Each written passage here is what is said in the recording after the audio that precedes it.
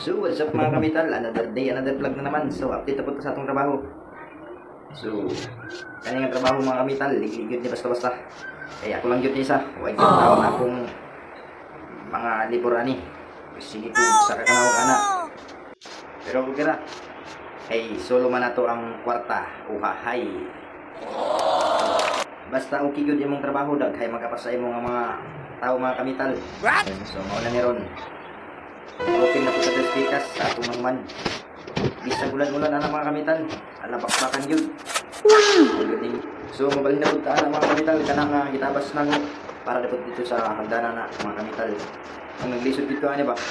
Legod ko lang yung legod ko na labor kay sampai kung tunol-tunol check nang lani mo sa kakanao ko ana.